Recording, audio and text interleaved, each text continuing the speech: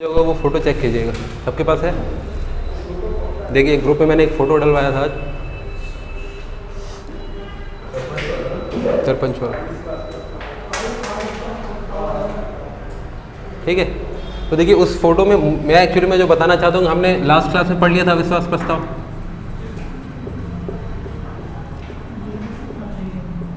ठीक है। हमने जो जो डिस्कस किया था उस न्यूज़ में चेक कीजिए, सर सब कुछ है। अविश्वास प्रस्ताव लाने के लिए जो पंच थे उन्होंने एप्लीकेशन किसको दिया है? अनुविभागीय अधिकारी राजस्व तखतपुर को, ठीक है। उसने फिर किसको दिया? अगला उसने बोला किसको? सीएमओ जनपद पंचायत को दिया, उसने तहसीलदार को बोला, और लास्ट में जो अविश्वास प्रस्ताव आने वाला है उसकी अध्यक्षता कौन करेगा? नायब तहसीलदार, ठीक है, हमारे अकॉर्डिंग है। अब इसमें एक चीज़ देखिए कि ये जो व्यक्ति है, जो सरपंच है, वो चले गया है हाई कोर्ट, ठीक है, इसके हिसाब से वो चले गया है हाई कोर्ट। अब हमने पढ़ा था आर्टिकल 243 ओ पढ़ा था हमने। 243 ओ क्या बोलता है कि पंचायत से संबंधित जो भी मसले होंगे, जो भी डिस्प्यूट होगा उसको जो वो डिस्प्यूट है उसको पंचायत के अपने लेवल पर ही सॉल्व करना है, उसको कोर्ट नहीं ले जाना है। तो फिर ये व्यक्ति कोर्ट कैसे ले गया?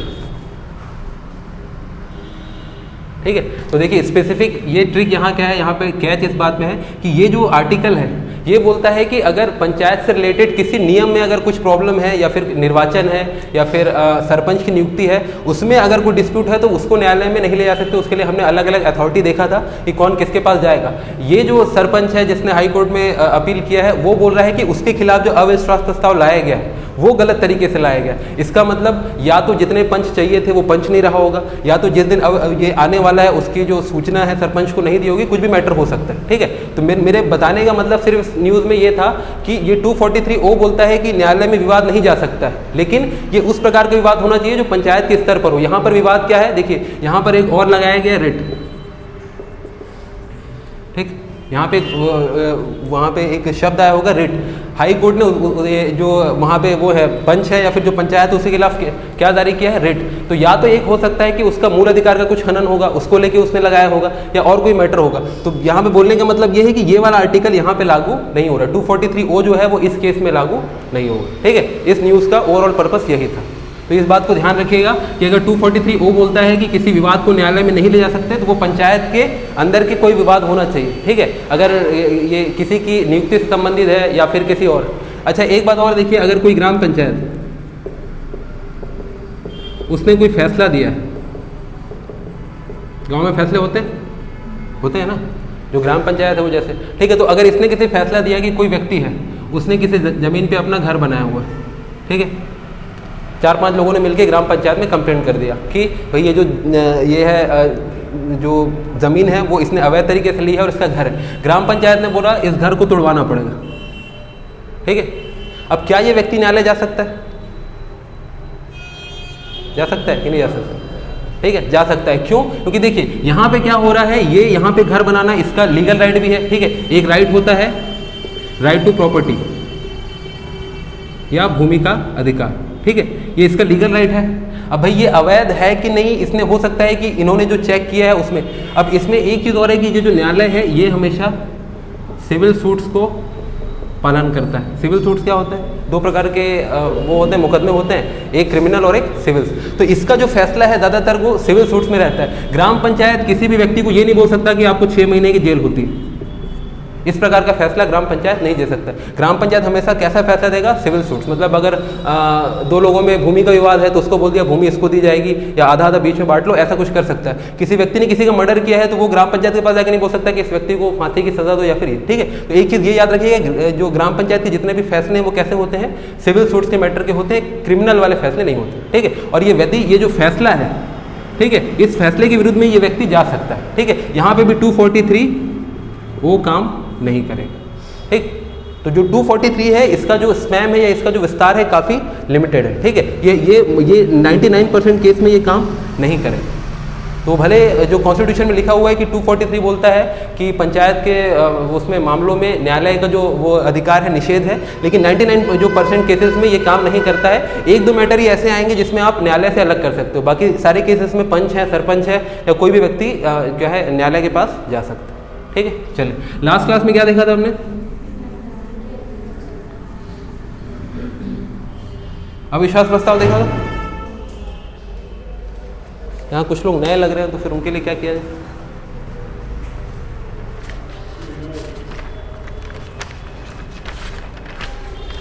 ठीक है, तो अविश्वास प्रस्ताव जितने लोग पहले आए थे उनको क्लियर है? जैसे एक एग्जांपल थे, समझ लेते हैं लास्ट क्लास का रिवाइज करने के लिए। अगर किसी ग्राम पंचायत में, जनपद पंचायत में, जिला पंचायत में टोटल 18 सदस्य हैं। अब किसी, देखिए जो अविश्वास प्रस्ताव वो सिर्फ किसी के खिलाफ ला सकते हैं? सरपंच, उप सरपंच, जनपद अध्यक्ष, जनपद उपाध्यक्ष, जिला अध्यक्ष और उपाध्यक्ष। ठीक है, सिर्फ इनके खिलाफ अविश्वास प्रस्ताव लाया जा सकता है। यहाँ पे पंच नहीं आएंगे, जनपद के सदस्य नहीं आएंगे और जिला के सदस्य नहीं आएंगे। ठीक है, तो 18 अगर कहीं पे लेट सपोज ग्राम पंचायत में मेंबर, सरपंच के खिलाफ अविश्वास प्रस्ताव लाया जा रहा है, तो यहाँ पे मैंने कल बताया था, उस दिन बताया था, यहाँ पे टोटल क्या होना चाहिए? जितने भी उपस्थित हैं उनका कितना है? 2/3। ठीक है, नहीं सॉरी, जितने उपस्थित हैं उनका 3/4, ये बड़ा होना चाहिए जितने कुल सदस्य हैं उसके 2/3। ठीक, इस एग्जांपल में देखिए 18 है, अगर उस दिन प्रेजेंट है 18 के 18 प्रेजेंट है और उसमें से 15 लोग यस में वो अपना मत देते हैं और 3 लोग नो में मत देते हैं, तो अविश्वास प्रस्ताव पारित होगा कि नहीं होगा? ठीक है, तो चेक करने के लिए हमको क्या करना पड़ेगा? यहाँ देखेंगे फिर से 18 का 3/4। ठीक है, ये होगा कितना? 6। ठीक, और यहाँ पे 18 का आधा कितना, या 18 का 2/3 कितना होगा? 6 दूनी 12। सॉरी, ये 18 नहीं कटेगा, रुके ये कट कर देना भाई वीडियो से। 4 चौक 16, 4 पॉइंट समथिंग। ठीक है, और ये करेगा तो ये 12 पॉइंट समथिंग आएगा। ठीक ठीक, 12 पॉइंट समथिंग आएगा, और यहाँ से कितना आएगा? 6, और ये 6 दूनी 12, मतलब ये जो अविश्वास प्रस्ताव है वो पारित हो जाएगा। ठीक है, ये सिर्फ पुराना रिवाइज करने के लिए। अब देखिए उस दिन किसी को डाउट था कि यहाँ पे जो 15 है, ठीक है, 15 ने यस में दिया है, तो 15 के लिए हमको यहाँ पे चेक करने की जरूरत है कि नहीं? चेक करने की जरूरत है कि नहीं? 15 के लिए चेक करेंगे। देखिए ये जो 15 है ये तो असल में इन्होंने वोट दिया है, और ये जो मैं बोल रहा हूँ ये कितना है? मिनिमम नंबर है। समझे? इन दोनों में कंफ्यूज मत होगी, क्योंकि पेपर में इसी में आप कंफ्यूज हो सकते हो। उसने 15 दिया है, फिर भी आप इसका कितना निकाल रहे हो? 3/4। तो उससे मतलब नहीं, क्या है? 15 यहाँ पे दिया हुआ है, तो ये एक्चुअल वोट है, और हमको मिनिमम कितना चाहिए था? 12 पॉइंट समथिंग, लेकिन यहाँ पे मिला कितना है? 15। 15 12 से ज़्यादा है, तो ये क्या हो जाएगा? पास हो जाएगा। ठीक है, तो इस प्रकार से आप कोई भी ये रैंडम एग्जाम्पल लेके 5 से चेक कर लीजिएगा कि आपसे बन रहा है कि नहीं बन रहा है। ठीक, अब ये यहाँ पे है, आगे जब हम लोग नगर निगम या फिर नगर पंचायत पढ़ेंगे उसमें ये थोड़ा और वेरी करेगा। यहाँ पे जो नंबर है तो इसको अलग से अंडरलाइन करके याद रखिएगा। चलिए अब यहाँ पे देखते हैं, किसी सरपंच के खिलाफ या जनपद या जो जिला के अध्यक्ष हैं उसके खिलाफ आपने वो ले आए, अविश्वास प्रस्ताव ले आए। अब ये अपील कहाँ कहाँ कर सकता है? ये बस लास्ट में एक टॉपिक छूटा हुआ कि कौन किसको, एक सेकेंड पंखा चला दो यार, आवाज़ आएगा कैसे? चलिए ठीक है, तो अगर यहाँ पे अविश्वास प्रस्ताव है और किसके पास अपील की जा सकती है या अपीली अधिकारी,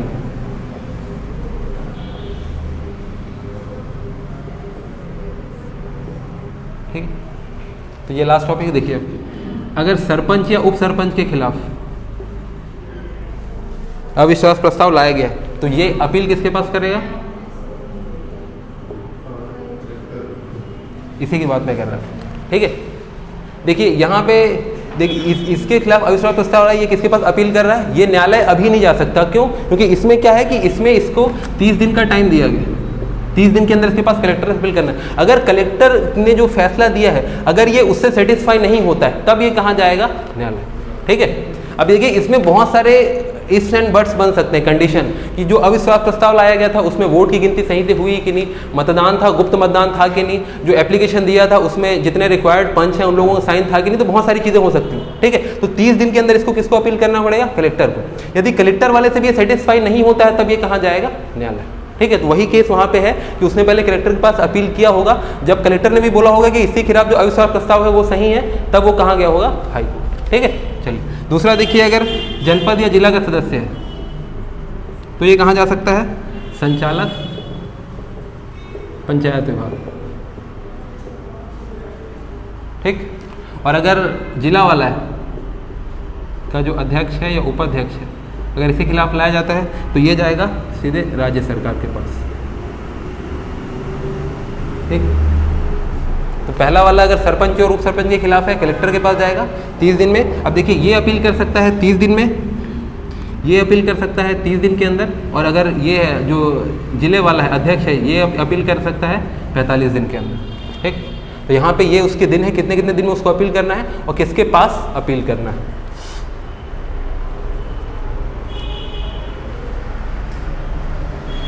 ठीक है, इसमें एक टॉपिक और था कि अविश्वास प्रस्ताव कब कब लाया जा सकता है और कब नहीं लाया जा सकता है, वो कंप्लीट हो गया क्या? मैंने बता दिया। हाँ, शर्तें हो गया है ना। ठीक, चलिए तो फिर हमारा ये ग्राम पंचायत वाला जो सिस्टम है वो पूरा खत्म होता है। आज से नया चालू करते हैं, अर्बन लोकल डेवलपमेंट। ये सॉरी, एक लास्ट में और टॉपिक बचा हुआ है, ग्राम पंचायत की समितियाँ।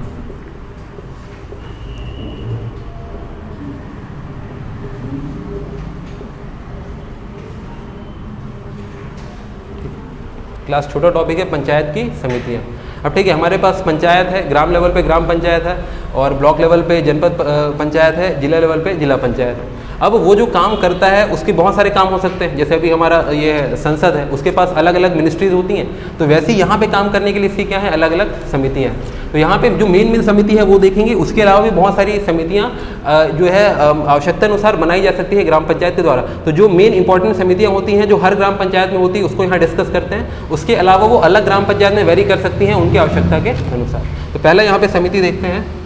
यहाँ पे ध्यान रखिएगा, ये जो धारा 46 है ये समितियों के बारे में बात करता है। अब ये धारा 46 कौन से अधिनियम का है?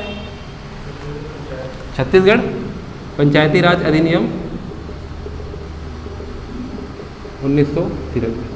ठीक है, कॉन्स्टिट्यूशन वाला नहीं, ये है धारा इस वाले अधिनियम का, संविधान की धारा नहीं। अब देखिए तो यहाँ ये जो धारा है ये कहता है कि समितियों की संख्या 3 से लेकर 5 तक हो सकती है। आपको मिनिमम 3 बनाना है, मैक्सिमम 5 बनाना है। इसके अलावा भी अगर चाहे तो जो कलेक्टर है वो जो 5 से भी आगे अगर समिति बनाना चाहता है आवश्यकता अनुसार तो बना सकता है, लेकिन कम से कम आपका 3 होगा और मैक्सिमम आप बना सकते हो 5। ठीक, अब ये जो समिति है इसमें सदस्य होते हैं 4, मतलब ये 4 कौन रहेंगे? निर्वाचित सदस्य, और जो हमारे विधायक हैं या लोकसभा या राज्यसभा के जो मेंबर हैं वो सब मिला। और इन 4 के अलावा 2 लोग और मनोनीत हो सकते हैं जिनके पास क्या हो, विशेष अनुभव ग्राम पंचायत के लेवल के बारे में, एडमिनिस्ट्रेशन के बारे में, और या फिर समाज कल्याण के बारे में। तो उनको क्या कर सकते हैं, 2 और लोगों को हम नियुक्त कर सकते हैं। लेकिन ये जो 2 लोग आएंगे इनमें बात ये है इनके पास मत देने का अधिकार नहीं होगा।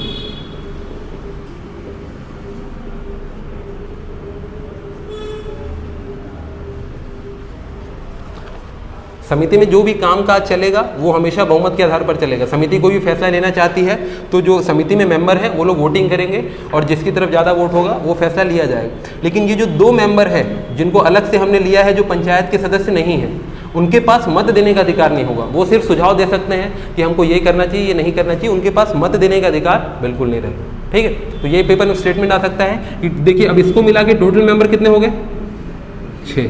लेकिन वोटिंग 6 के 6 करेंगे क्या? नहीं, वोटिंग सिर्फ करेंगे 4, और ये 2 लोग सिर्फ सुझाव दे सकते हैं क्योंकि उनको बाहर से बुलाया गया, उनके पास वोट देने का अधिकार नहीं है।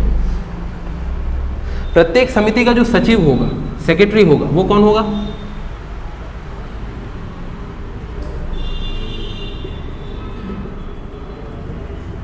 ये रहेगा ग्राम सचिव, जो ओवरऑल ग्राम पंचायत का सचिव। ठीक है, ये सिर्फ हम किसके बारे में बात कर रहे हैं? ग्राम पंचायत के बारे में। इसको जनरल स्टेटमेंट मत लीजिएगा कि ये जनपद और जिला के लिए भी काम करेगा। ये सिर्फ किसके लिए है? ग्राम पंचायत के लेवल पर। ग्राम पंचायत में जो समिति है, जो 3 या 5 जितनी भी समितियां हैं, उनका जो सचिव होगा या सेक्रेटरी होगा, कौन होगा? जो गांव का सचिव है वही। अब इसकी प्रत्येक माह में 1 बार बैठक होगी।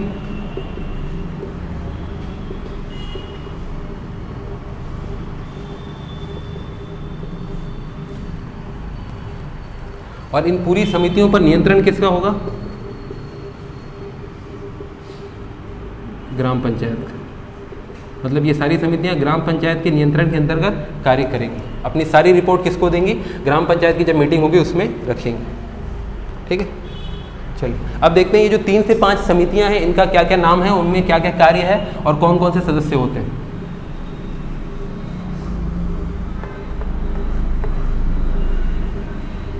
2019 के पहले समितियों की संरचना थोड़ी और थी, उनके नाम कुछ और थे। 2019 में एक संशोधन करके समितियों की संख्या और उनके नाम में थोड़ा चेंज किया गया। तो देखिए पहले कौन कौन सी समितियां थी। एक जो सबसे इंपॉर्टेंट समिति है वो है सामान्य प्रशासन समिति।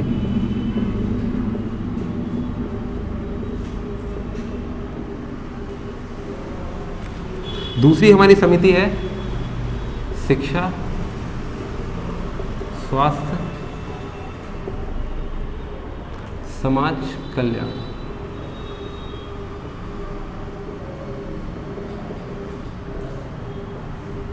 तीसरी हमारी समिति है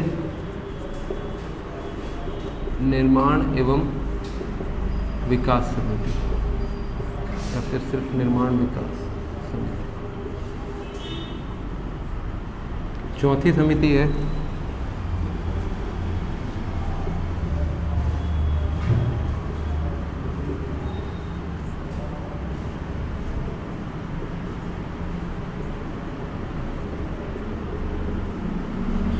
कृषि पशुपालन मत्स्य समिति। और पांचवी समिति है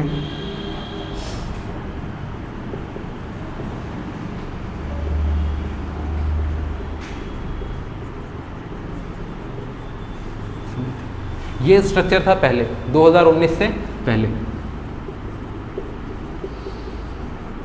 ये 5 प्रकार की समितियां हर ग्राम पंचायत में आपको मिलेंगी। इसके अलावा और अगर उसकी आवश्यकता अनुसार वेरी कर सकता था, लेकिन ये 5 समिति आपको हर ग्राम पंचायत में पहले मिलती थी।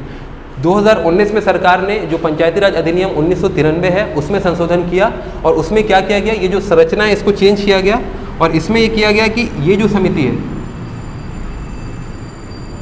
इनको सिर्फ एक ही समिति बना दिया और एक नई समिति ऐड की गई। तो समितियों की संख्या 2019 के बाद भी 5 ही रहेंगी, लेकिन ये दो जो समितियां हैं उनको मर्ज करके सिर्फ एक ही समिति बना दी गया और एक नया समिति ऐड कर गया। तो ये मर्ज करने के बाद ये समिति का नाम हो गया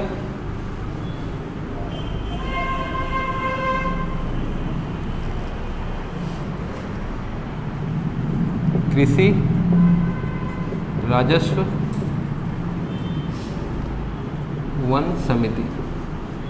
जो 2 समितियां अलग अलग काम करती थी उनको मर्ज करके सिर्फ एक ही समिति बना दिया गया। कौन सा? कृषि राजस्व एवं वन समिति। और 5वीं एक इंपॉर्टेंट समिति ऐड की गई, उसका नाम था ग्राम गौठान समिति।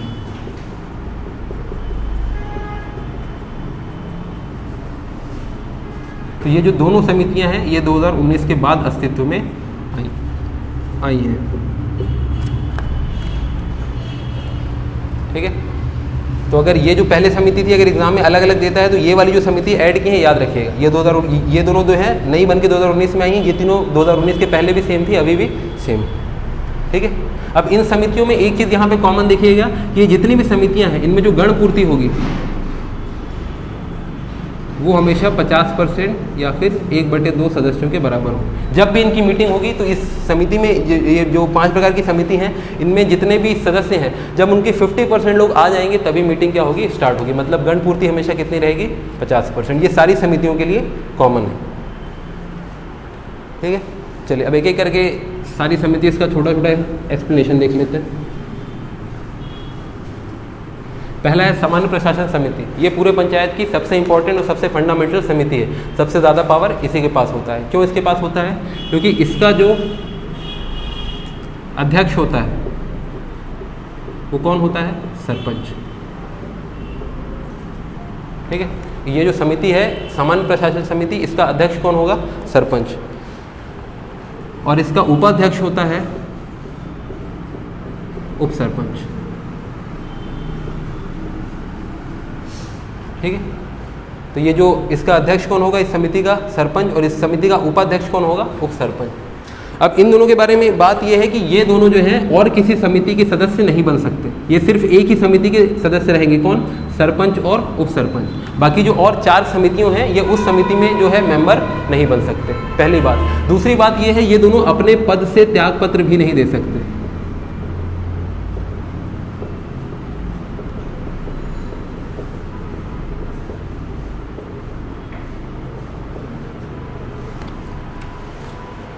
अपने पद से त्यागपत्र नहीं दे सकते। इसका मतलब ये नहीं है कि ये कोई सरपंच है, वो सरपंच अपना पद छोड़ना चाहता है तो वो नहीं छोड़ सकता। बात ये है वो सरपंच रहते हुए बोलेगा कि मैं सामान्य प्रशासन समिति का अध्यक्ष नहीं बनना चाहता हूँ, तो ये पॉसिबल नहीं है। जैसे ही सरपंच बना, इसका अध्यक्ष बनना उसको ज़रूरी है। अगर उसको त्यागपत्र देना है तो अपने सरपंच वाले पद से त्यागपत्र दे दे, तो यहाँ से भी निकल जाएगा। लेकिन सरपंच रहते हुए बोलेगा मैं इसका मेंबर नहीं बनना चाहता हूँ, इसका अध्यक्ष नहीं बनना चाहता हूँ, तो वो नहीं हो पाएगा। सेम वैसे उप सरपंच के पास अगर इसको त्यागपत्र देना है अपने पद से दे सकता है, लेकिन अगर ये बोलेगा मुझे उप सरपंच बना रहना है लेकिन सामान्य प्रशासन समिति का उपाध्यक्ष नहीं बनना है, तो ये पॉसिबल नहीं है। मतलब इन दोनों के पास अपना ये वाला पद छोड़ने का कोई ऑप्शन नहीं है। और ये जो समिति का भी सचिव कौन रहेगा, ग्राम सचिव रहेगा, वो हमने पहले पढ़ लिया।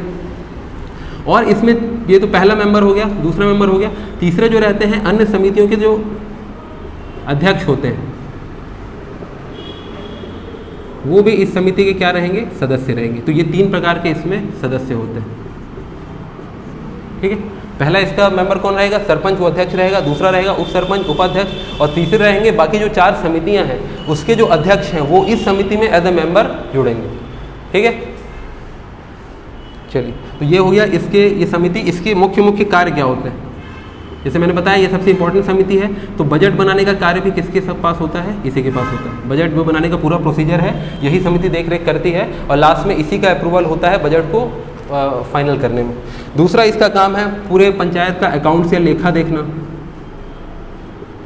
जितने भी जो पंचायत के अकाउंट्स है वो सबको मेंटेन करती है, अप्रूवल करती है यही समिति। तीसरा इसका कार्य है टैक्सेशन, कराधान। ग्राम पंचायत को जो भी टैक्स, नए टैक्स लगाना है, पुराने टैक्स हटाना है, वो सब पहले किससे अप्रूव कराना पड़ेगा, सामान्य प्रशासन समिति से। ठीक है, अब देखिए मैं जब बोल रहा हूँ कराधान, इसका मतलब यही नहीं है कि ये समिति ही कौन से कर लगाना है उसको फाइनल करेगी। ये एक ड्राफ्ट बनाती है, इसको कहाँ पे रखा जाएगा, ग्राम पंचायत की बैठक में। और जब वो बैठक अप्रूव करेगी तब वो जो है कौन सा टैक्स हटाना है, लगाना है, वो किया जाएगा। ठीक है, तो यहाँ पे कराधान का मतलब है सिर्फ ये ड्राफ्ट बनाती है कि हम कौन से नए वाले कर लगा सकते हैं, कौन से पुराने हटा सकते हैं। उसको फाइनल अप्रूव करने का जो शक्ति है वो किसके पास है, ग्राम पंचायत की जो बैठकें होंगी उसके पास। ठीक है, चौथा है खाद्य एवं नागरिक आपूर्ति।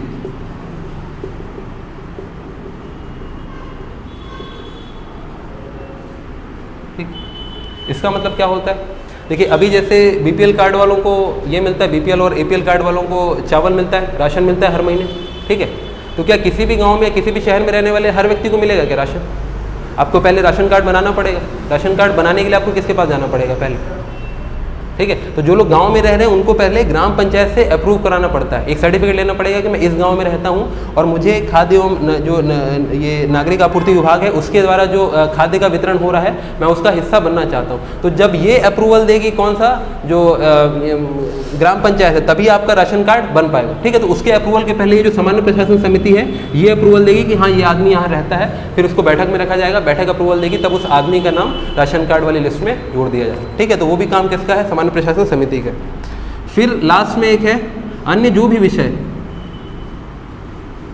जो किसी और समिति के पास नहीं है। ठीक है, अन्य जो भी विषय जो किसी और समिति के पास नहीं है वो सब किसके पास रहेंगे, सामान्य प्रशासन समिति उन पर फैसला कर सकती है। ठीक है, जैसे हमारे उसमें भारत में होता है कॉन्स्टिट्यूशन के अंदर कि स्टेट की पावर अलग है और सेंटर की पावर अलग है, और एक दोनों की क्या है, कॉन्करेंट लिस्ट है। ठीक है, लेकिन अगर कोई भी ऐसा विषय है जो ना स्टेट के अंदर आता है, ना सेंटर के अंदर आता है, ना दोनों के अंदर आता है, तो वो सारे विषय किसके पास जाते हैं, केंद्र सरकार के पास। वैसे ऐसा कोई भी विषय है जो बाकी 4 समितियों में छूट गया है तो वो किसके पास जाएगा, सामान्य प्रशासन समिति के पास। तो ये है उसका ब्रीफ में कार्य। दूसरा देखते हैं शिक्षा समिति।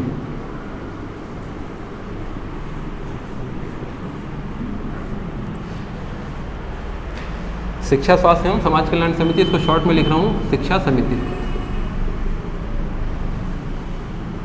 इसमें एग्जाम में आने वाला पॉइंट है, याद रखिएगा।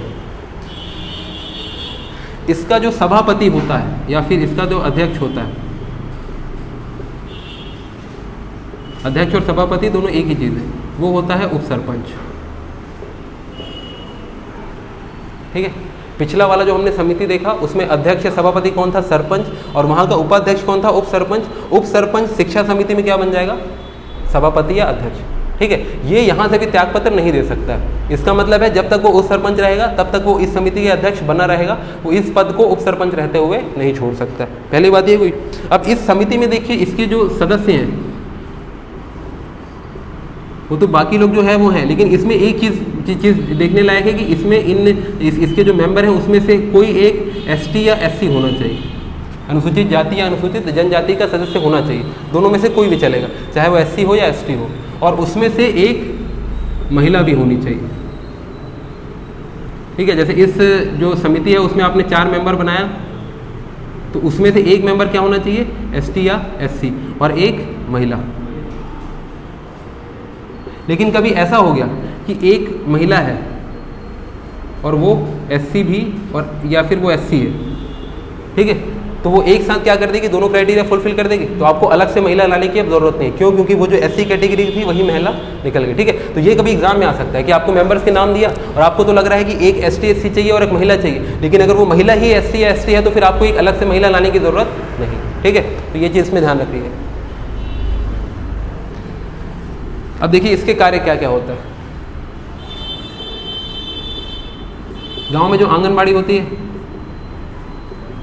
उसका संचालन देखरेख किसके नियंत्रण में होता है, शिक्षा समिति के अंदर होता है। ठीक है, इसलिए आपने देखा होगा, या फिर जो स्कूल पहले चलते थे, पहले जो शिक्षाकर्मी होते थे वो सब पहले कौन से विभाग के अंदर काम करते थे, पंचायत विभाग के अंदर। तो ये जो शिक्षा समिति है वो इन पर नियंत्रण करती थी। पहले जो शिक्षक होते थे, शिक्षाकर्मी जो पंचायत विभाग में रहते थे, वो लोग शिक्षा विभाग के अंदर नहीं आते थे, वो किसके अंदर आते थे, पंचायत विभाग के अंदर, और उन पे जो नियंत्रण होता था किसका, शिक्षा समिति का। तो उनका अटेंडेंस देखना है, कौन सा टीचर आ रहा है नहीं आ रहा है, वो सब नियंत्रण कौन करता था, शिक्षा समिति। अब वो सारे शिक्षक परमानेंट होने के बाद कहाँ ट्रांसफर हो गए हैं, शिक्षा विभाग। ठीक है, तो अब जो स्कूलों का संचालन है वो इसके अंदर से हट गया है, सिर्फ आंगनबाड़ी का रह गया। ठीक, दूसरा इसमें है प्रौढ़ शिक्षा।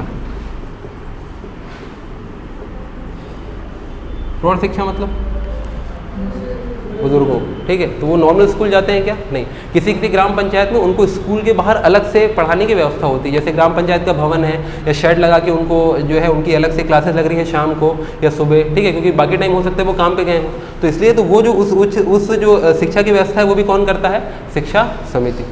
और इसके अंदर आएगा परिवार नियोजन, टीकाकरण, ये सब सारा काम कर, क्योंकि ये जो शिक्षा समिति इसके अंदर क्या भी है, स्वास्थ्य भी है और परिवार का समाज कल्याण भी है।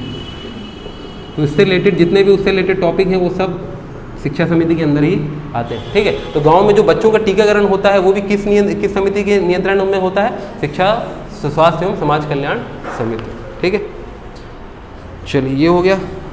तीसरा देखते हैं निर्माण समिति।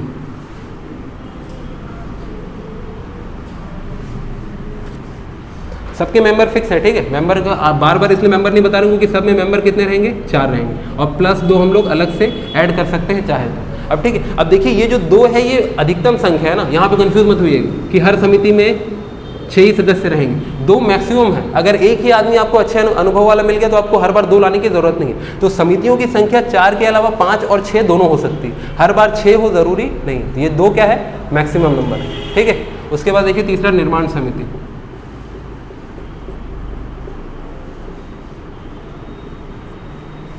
निर्माण समिति में देखिए इसका काम क्या होता है,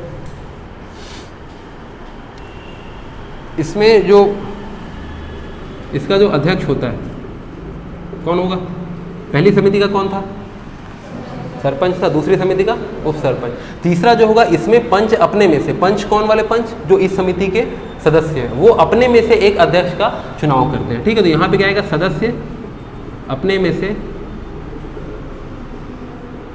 अध्यक्ष का चुनाव करेंगे।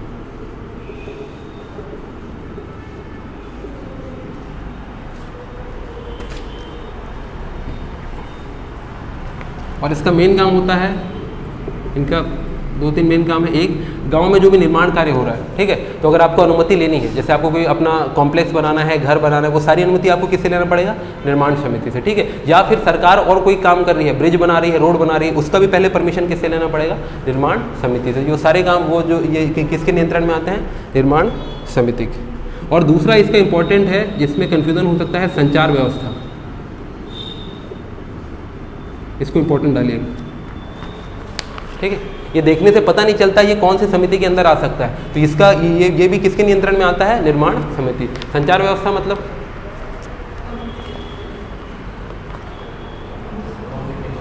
कम्युनिकेशन, नहीं तो कम्युनिकेशन तो इंग्लिश हो गया, क्या उसके अंदर आएगा? ठीक है, पहला तो है आजकल ब्रॉडबैंड लग रहा है हर गांव में, ठीक है, सरकारी ब्रॉडबैंड लग रहे हैं BSNL के, तो वो भी उसकी खुदाई करने से पहले रोड का आपको वो सारा आपको परमिशन किससे लेना पड़ेगा? निर्माण समिति से, ठीक है, ये सब।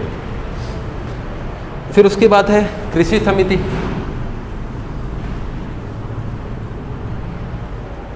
चौथा, इसमें कृषि भी है, पशुपालन भी है, वन भी है, राजस्व भी है, मत्स्य पालन भी है, बहुत सारी चीज़ें, ठीक है। तो सबसे पहले तो कृषि से संबंधित क्या हो गया? जितना भी जो वहाँ किसी गांव में कृषि होती है, सिंचाई होती है, वो सब का नियंत्रण कौन करेगा? ये करेगा। दूसरा जो भूमि कर होता है, ठीक है, उसका नियंत्रण भी कौन करता है? यही जो कृषि समिति है वो करती है, ठीक है। जो किसी किसी गांव में जो छोटे सिंचाई के साधन होते हैं, कि जो तालाब है उससे उसके आसपास के खेत वाले सिंचाई कर रहे हैं, उससे टैक्स लेना है, वो भी कौन करेगा? इसी समिति के अंतर्गत दिया जाएगा, ठीक है। अब देखिए, सिंचाई के साधन दो होते हैं, एक बड़ा भी सिंचाई का साधन है क्या? बड़े बड़े नहर होते हैं, नहर से पानी छोड़ा जाता है, तो वो जो नहर जो है वो किसके कंट्रोल में आता है? स्टेट गवर्नमेंट के, राज्य सरकार के। तो उससे जो आपको टैक्स लगेगा वो आपको राज्य सरकार को देना पड़ेगा। लेकिन किसी गांव में अलग से गांव वालों ने अपने यूज़ के लिए कोई तालाब खुदवाया हुआ है, आप उससे पानी ले रहे हो, तो उसका टैक्स आपको किसको देना पड़ेगा? ग्राम पंचायत, ठीक है। और इसके अंदर आता है जो लघु वनोपज होते हैं, इनका भी नियंत्रण कौन करता है? ग्राम पंचायत। लघु वनोपज मतलब माइनर फॉरेस्ट प्रोडक्ट, आपका तेंदुपत्ता हो गया, महुआ हो गया, वो सब भी कौन करेगा? ग्राम पंचायत, ठीक। और इसमें एक आता है मादक पदार्थों की बिक्री पर नियंत्रण, ये भी कौन करता है? यही समिति। इससे क्या मतलब है? मादक पदार्थों की बिक्री पर नियंत्रण, कि किसी को भी अगर कोई शराब की दुकान खोलनी है गांव में, तो उसको इससे पूछना पड़ेगा, है ना, उसके लिए तो अलग से मिनिस्ट्री है। इसमें जब भी मादक पदार्थ आ रहा है तो ये क्या है? घरेलू स्तर पर उत्पादित, ठीक है। ब्रांडेड जो शराब आती हैं वो घर पे बनाते हैं नहीं, ठीक है। और वो जो विषय है किसके पास है? स्टेट गवर्नमेंट के, राज्य सरकार के पास, ठीक है। वहाँ का जो वो है मंत्रालय उसके पास है। लेकिन घरेलू स्तर पर बनाते हैं। घरेलू स्तर पर क्या क्या बनाते हैं? जैसे ताड़ी है, ठीक है, और ये है जो महुए से दारू बनता है, ठीक है। तो वो सबको गांव वाले कहीं पे बैठे रहते हैं ना, बेचते रहते हैं। तो अगर उसने कोई स्पेसिफिक दुकान लगाई हुई है, वो बैठ के बेच रहा है, तो उस पर भी टैक्स कौन लेगा? ग्राम पंचायत लेगा, ठीक है। लेकिन अगर गांव के अंदर प्रॉपर फुल ये जो अगर कोई स्टैब्लिश दारू की दुकान है, तो उस पर टैक्स तो ग्राम पंचायत को नहीं देगा। लेकिन वो लगाने से पहले ग्राम पंचायत से परमिशन लेनी पड़ेगी कि मैं यहाँ पे शराब की दुकान खोल रहा हूँ। लेकिन टैक्स किसको देगा? स्टेट गवर्नमेंट, ठीक है। चलिए, लास्ट में है ग्राम गौठान समिति।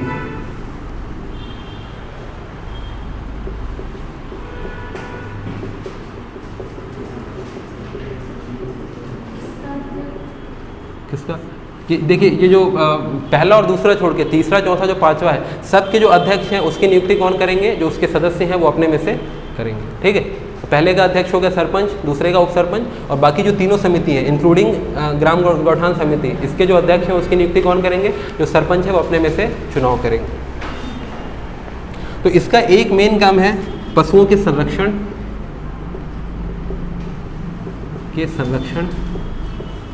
संवर्धन के लिए गौठानों का निर्माण एवं संचालन।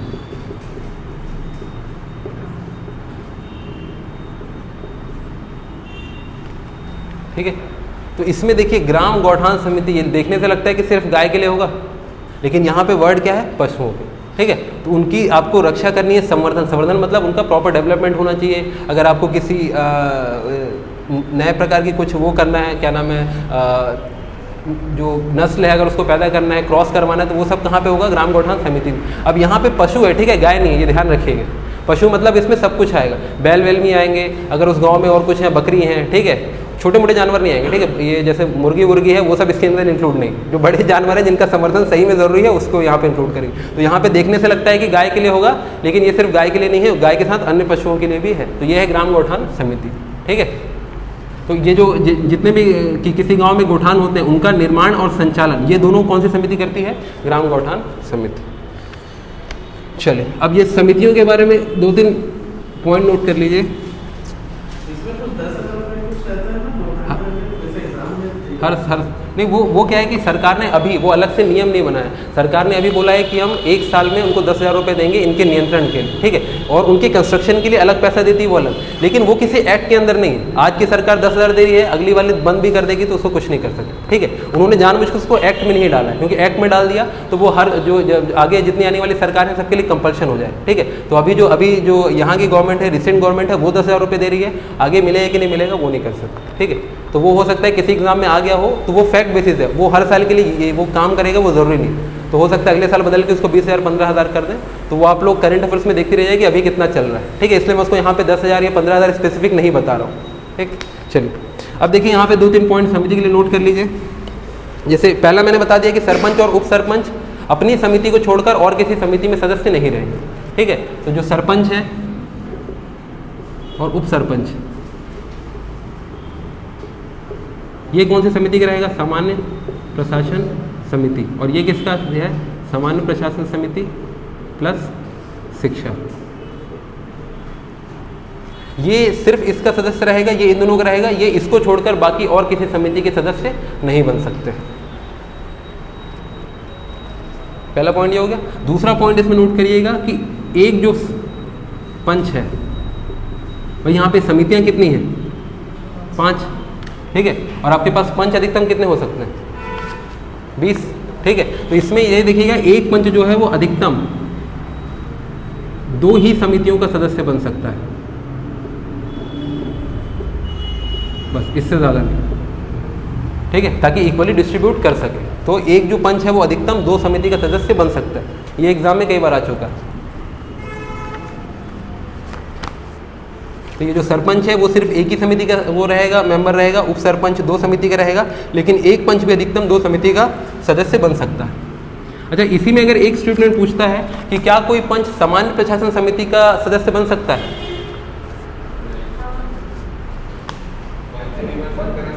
क्यों नहीं बन सकता? देखिए ये 5 समिति है, ठीक है, ये है सामान्य प्रशासन समिति। अगर कोई पंच जो है इसका सदस्य है, ठीक है, और यही पंच क्या है, इस जो समिति है उसका अध्यक्ष भी है, तो वो इसका सदस्य बन गया।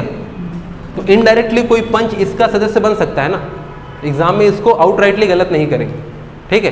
कोई पंच इसका सदस्य बन सकता है सामान्य प्रशासन समिति का, लेकिन उससे पहले उसको क्या बनना पड़ेगा? वो जिस समिति का भी सदस्य है उसका अध्यक्ष बनना पड़ेगा, ठीक है। तो कभी ऐसा घूम के आया तो पहली नज़र में देखने में गलत लग रहा है कि भाई इसमें तो सब अध्यक्ष लोग रहते हैं, लेकिन ये कोई असल में अध्यक्ष है क्या? ये जो अध्यक्ष है वो भी असल में क्या है? पंच है। तो कोई पंच जो है वो सामान्य प्रशासन समिति का सदस्य बन सकता है, प्रोवाइडेड वो अपनी किसी समिति का अध्यक्ष हो, ठीक है। तो अगर ये स्टेटमेंट आता है तो एक बार में इसको गलत नहीं करना, आगे पीछे देख लीजिएगा, उसके आगे पीछे कुछ इफ एंड बट करके लिखा तो नहीं। तीसरा देखिए, 1 महीने के अंदर आपको अध्यक्ष का चुनाव करना पड़ेगा। ग्राम पंचायत का गठन हुआ, समितियों का गठन हो गया, उसमें अध्यक्ष ने बांट दिया, ये इस समिति में रहेगा, ठीक है। अब देखिए जैसे समिति है उसमें जैसे कोई एक पंच है, अब उसको बोल दिया है कि 2 समिति का बन सकता है। तो पहला बात तो ये तो अपने मन से चूज कर ले। अगर ये नहीं चूज करता है तो अध्यक्ष उसको जिस समिति में डालना चाहे डाल सकता है, ठीक है। तो पहली चॉइस इसके पास है, ये जिसका बनना चाहता है, अच्छी बात है, लेकिन बोल रहा मेरा कोई मतलब नहीं, जहां डालना है डाल दो। तो फिर इसको वो जो इसको जो समिति का बंटवारा कौन करेगा? अध्यक्ष करेगा, ठीक है। तो जैसे ही जो ये ग्राम पंचायत का गठन होता है और समिति का गठन होता है, तो समिति के गठन के 1 महीने के अंदर आपको उस जो समिति है उसके अध्यक्ष का चुनाव कर लेना है, ठीक है। 1 महीने से ऊपर का टाइम नहीं लगना चाहिए, हालांकि इन जनरल लगता नहीं है, लेकिन ये भी एक रूल है कि 1 महीने के अंदर अध्यक्ष का चुनाव हो जाना चाहिए, ठीक। अब ये पॉइंट भी इंपॉर्टेंट है कि कोई एक विषय है जो 2 समितियों से संबंधित है,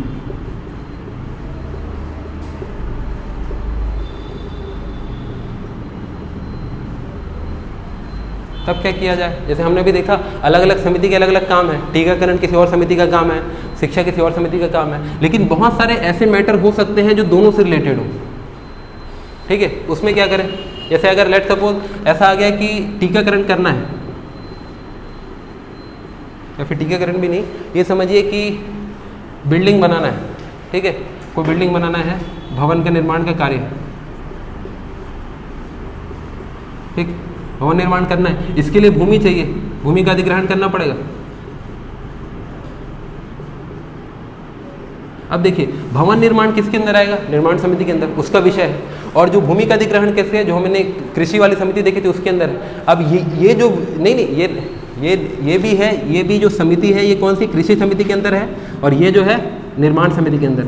राज्य सरकार वाले की भी बात नहीं कर रहा हूँ, कोई एक विषय है जो दोनों समिति के अंदर आता है। 5 समिति है, उसमें से 2 समिति के अंदर ये विषय जो है क्लैश हो रहा है। भवन निर्माण तब तक नहीं हो पाएगा जब तक भूमि का अधिग्रहण नहीं होगा, और बिना भूमि के अधिग्रहण के भवन निर्माण हो नहीं पाएगा। तो ये दोनों सब्जेक्ट अपने आप में अलग अलग समिति के अंतर्गत आते हैं, लेकिन ये दोनों सब्जेक्ट एक दूसरे से जुड़े हुए। ठीक है, अब इस पर फैसला करना है, इस समिति ने कुछ और फैसला दे दिया, इसने कुछ और फैसला दिया, दोनों में विवाद हो गया, फिर क्या करें? क्या किया जाए इसके लिए? दोनों की संयुक्त बैठक बुला दें, जैसे ग्राम सभा में किया। क्या कर सकते हैं? ठीक है, तो अगर ऐसा चीज होता है कि कोई एक विषय है जो 2 समितियों से संबंधित है, तो क्या करना पड़ेगा? इसका जो निपटारा है वो ग्राम पंचायत के सामान्य बैठक में इसका निपटारा होगा। ठीक है, ऐसा नहीं कि सिर्फ दोनों समितियों को बुलाए, उनका बैठक करा और आपस में निपटा लो, ये नहीं होगा। ठीक है, इसका निपटारा अब कहाँ होगा? ग्राम पंचायत का जो अगला सामान्य बैठक होगा वहाँ पे इस विषय को रखा जाएगा कि भाई 2 विषय हैं और 2 अलग अलग समिति के अंदर आ रहे हैं, तो क्या करना है। तो उसमें जितने भी पंच हैं, जैसे मान लो बात उस ग्राम पंचायत में 20 पंच हैं, तो अब ये 20 के 20 वोटिंग करेंगे कि इस पर क्या जो भी फैसला लेना है वो लिया जाएगा। ठीक है, तो अब ये जो बात है ये दोनों समितियों से निकल के कहाँ पहुँच जाएगी? ग्राम पंचायत की सामान्य सभा में। ठीक है, तो यहाँ पे अगर पेपर में आ जाता है ऑप्शन संयुक्त बैठक, तो वो संयुक्त बैठक नहीं लगाना, यहाँ पे कहाँ जाएगा? डायरेक्ट ग्राम पंचायत की सामान्य सभा। ठीक है, तो ये हो गया हमारा ग्राम पंचायत की समितियां खत्म। अब देख लेते हैं जनपद और जिला दोनों का कॉमन ही है।